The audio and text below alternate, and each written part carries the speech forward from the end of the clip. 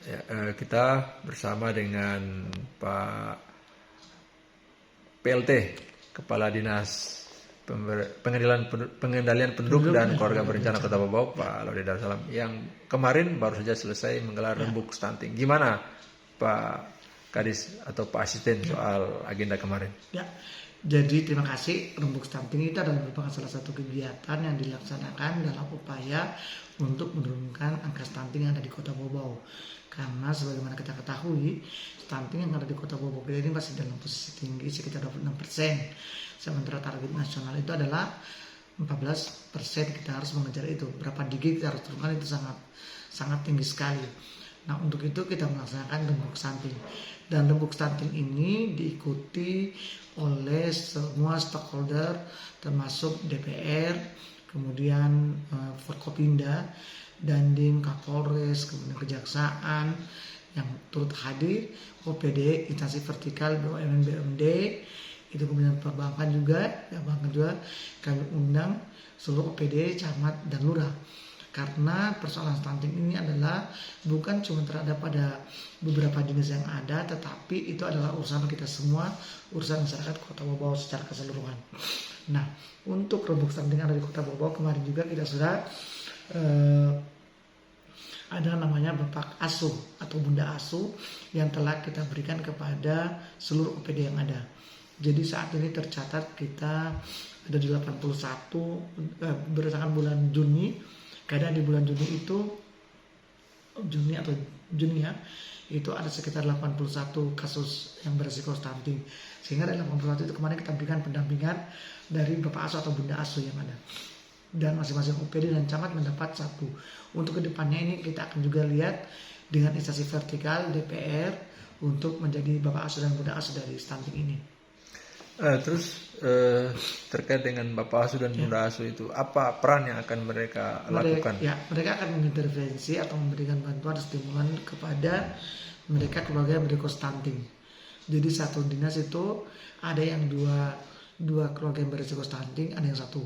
Nah, apa yang mereka lakukan? Yang mereka lakukan adalah tentu dalam upaya memberikan sosialisasi, penyuluhan, kemudian memberikan bantuan makanan gizi tambahan kepada keluarga yang mereka dampingi. Tapi yang lebih penting juga selain itu adalah kita langsung bersosialisasi pada keluarga yang berisiko stunting. Kalau bicara soal keluarga yang berisiko stunting, zona merah kita itu ada di wilayah kita ada 12 kelurahan yang ada fokus 12 kelurahan. 12 kelurahan. Ya. Terus dengan penetrasi yang dilakukan, apa target yang hendak kita berusaha untuk menurunkan angka stunting atau keluarga berisiko stunting ini beberapa digit. Kita tidak bisa, ini kan nanti Bapak Asuh atau Bunda Asuh ini ketika nanti turun kemarin Bapak Wali Kota itu menegaskan memang untuk kerja stunting ini tidak boleh main-main. Jadi dinas ataupun OPD lainnya ataupun seluruh masyarakat kita tidak boleh main-main dengan stunting ini, karena Wali Kota mengatakan bahwa stunting ini adalah masa depan bangsa.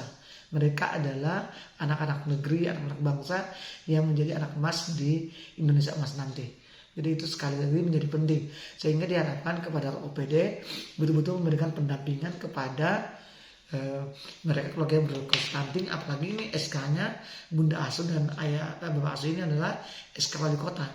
Jadi memang kita harus berupaya untuk menurunkan beberapa digit. Terus terkait dengan penetrasi tadi yang dilakukan, apakah ada propaganda atau gerakan massal yang akan dilakukan untuk lebih mempercepat lagi penurunan angka stunting tadi? Tentu kita ada seluruh kelurahan. Setelah kita rembuk stunting tingkat kota, kita akan tingkat kecamatan dan kelurahan, supaya nanti kemudian stunting ini menjadi penting, menjadi detail oleh, walaupun memang tanda kutip bahwa ini adalah program nasional yang sudah diketahui oleh seluruh masyarakat, tetapi bagaimana kita ingin peran untuk memberikan penguatan sampai dengan garis paling bawah. Bahkan kemarin Ketua Tim PKK Ibu Wali Nursanti Muniansyah mengatakan bahwa PKK itu turun sampai dengan tingkat desa wisma untuk memberikan pemahaman kepada keluarga-keluarga yang ada di Kota Bobau bahwa bagaimana pentingnya untuk mencegah stunting.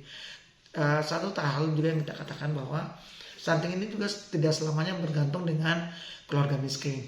Boleh juga mungkin ada atau sanitasi buruk, karena boleh jadi ada yang sanitasi yang buruk tapi justru gizinya bagus atau perkembangan anaknya bagus.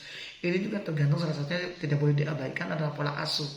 pola asuh anak, dimana ketika memberikan makanan itu orang tua harus peduli. Jangan sampai ibu atau tipe PKK mencontohkan, jangan sampai memberi makan kepada anak sambil nonton YouTube, nonton snack video, nonton TikTok, sementara anaknya tidak terabaikan gitu. Kemudian jangan biasakan dulu anak-anak kita untuk makan jajan di pagi hari. Bagaimana pendampingan orang tua itu menjadi penting, terutama ibu untuk memperhatikan kondisi anaknya. Terus Pak Asisten atau Pak Kadis, terkait dengan hal tersebut, apakah ada local wisdom yang akan dimasukkan dalam gerakan ini supaya bisa Local lebih wisdomnya mendekatkan? tentu kita berusaha bahwa pertama adalah tentu makan lokal ya, juga penting, apa yang bisa dimodifikasi yang mengandung gizi itu kan. Kemudian juga kalau kita pohon kangkataka, pemamas ya kak, itu adalah wujud. Kemudian kita bagaimana ada keluarga kita yang tidak terrisiko stunting, itu kita saling membantu mereka. Itu lokal wisdomnya yang kita coba terapkan dengan untuk menangani bagaimana upaya kita menurunkan angka stunting yang ada di Kota Bobau. Tapi sekali lagi perhatian angka stunting program stunting ini harus mendapat dukungan dari semua pihak. Bagaimana kemudian kepada kantor urusan agama sebelum melaksanakan akad nikah itu calon pengantin itu diberikan dulu pemahaman, diberikan dulu penyuluhan tentang stunting, kemudian bagaimana kesehatan memberikan obat tambah darah kepada mereka yang anak remaja, kemudian yang calon pengantin perlu diedifikasi karena stunting ini mulai kita dari calon pengantinnya, dari remajanya. Calon pengantin dari di semua tahap kehidupan itu akan bertemu dengan bagaimana upaya mencegah stunting, dari anak-anaknya, buat remajanya diberikan tambah darah, calon pengantinnya, hamilnya, kemudian melahirkan seribu hari kehidupan.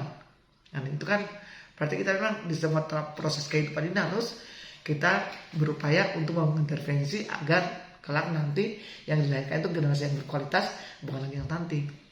Berarti bisa dikatakan bahwa ini program tidak kita bicara dalam hal yang sifatnya kuratif, tapi preventif juga harus dikedepankan. Ya harus preventif. Karena pencegahannya harus lebih dari awal, itu saya bilang tadi. Dalam semua proses kehidupan, dari bayinya, dari remaja, kemudian di calon pengantin, kemudian hamil dan melahirkan kembali, itu dari proses itu semua. Jadi sekali lagi dalam tahapan kehidupan. Sebetulnya kalau kita berpikir, kok bisa stunting ya di bawah ya? Ada toko yang jual susu, jual telur banyak, jual makanan banyak. Nah ini mungkin salah satunya adalah pola asuhnya itu tadi. Karena makanannya kan semua tersedia. Lagian juga angka kemiskinan kita juga tidak terlalu tinggi. Yeah. Kalau menurut saya, menurut pandangan kita kan bisa membeli susu bila ini. Tapi sekali lagi upaya kita untuk menekan angka stunting dengan beberapa pola asuh yang kita terapkan dan bunda asuh ini, mudah-mudahan ini bukan gerakan yang cepat angka stunting. Karena memang Bapak Wali Kota akan meninjau langsung bagaimana kerja-kerja OPD di lapangan. Jadi mereka setelah kemarin saya sampaikan, setelah nanti terima SK-nya, bergerak, diberikan makanan, itu didokumentasikan supaya nanti kemudian ada bukti bahwa ini bukan kita percaya, tetapi ini ada bukti, dan itu kita melaporkan juga di nasional bahwa Bau punya gerakan ini. Ya, apa terakhir yang mau disampaikan kepada masyarakat? Yang saya sampaikan kepada seluruh masyarakat, ayo kita peduli dengan stunting. Stunting ini bukan hanya tanggung jawab dinas kesehatan, BKKBN, ataupun kemudian Bappedas, atau juga instansi, tetapi ini adalah tanggung jawab kita bersama. Karena bicara stunting adalah bicara masa depan bangsa. Untuk itu sekali lagi peduli dengan stunting. Mari manfaatkan pekarangan yang ada di rumah untuk menanam sayur-sayuran, penghasilan tambahan yang bisa kita konsumsi anak-anak kita. Ayo, jangan salah asuh dalam mendidik anak kita. Untuk kalian ibu, sekali lagi, jangan salah asuh untuk anak kita. Karena mereka adalah masa depan bangsa. Terima kasih, Pak.